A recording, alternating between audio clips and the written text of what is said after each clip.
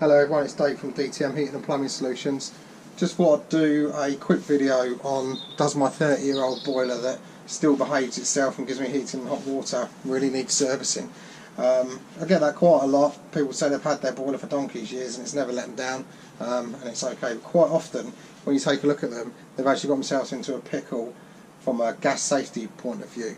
Stuff that the customer wouldn't normally see as it's on the wall in the kitchen on a utility. So I thought I'd take the opportunity. I took this off earlier the week, replaced it with a Worcester Bosch boiler, just to show you what it obviously looks like from the outside, which you can see what actually is like inside that you can't see are things to look out for.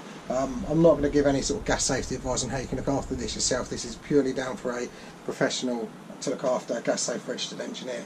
So starting with the case, take that off there. Obviously one of the things we check out on that is to make sure there's no rust or any holes in that.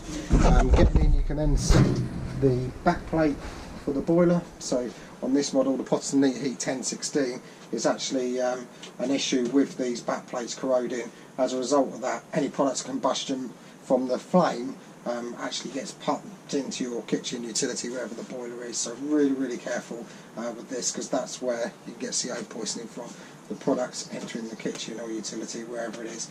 So that's the first thing we'll do on a service, is check the condition of this. You can see this one's got a little bit of rust up in the top hand corner and down the side here as well. Then what we'll do is move on to stripping the boiler down. Obviously behind this part here is your main burner where all the magic happens. So this is where your flame will come through. We'll obviously clean the burner out, check the condition of it, make sure there's no any breakages or corrosion on the actual burner itself. Same with the pilot at the back here, we'll just check the condition of that. The other important thing is these insulation panels here, just to make sure they're intact and still there, because their job is to protect the actual combustion chamber from the heat. So obviously if they're broken or fallen down, you can then get a hole in the combustion chamber and then through to the case, which then results in products of combustion entering your house again. So that's one of the checks we'll do from that side of things. Obviously a check of the heat exchanger, give it a clean through as well.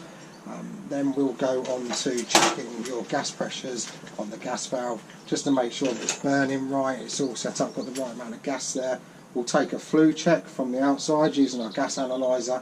The idea of that is just to check the CO levels and the air ratio, just to make sure everything's all good. Again, this is all sorts of stuff that you're never going to know the condition of things without the case being taken off, or how it's burning without a gas safe registered guy plugging his kit into there. So really important. There's also things like this on the back, which sits down the back of the boiler. This is the flue, and again these can rot and get holes in there and result in carbon monoxide poisoning if it's burning at bad levels. Sort of stuff you're not going to see. That it's down on the back of the boiler, and while it's up there on your kitchen wall, most people won't peek over and have a look at the top.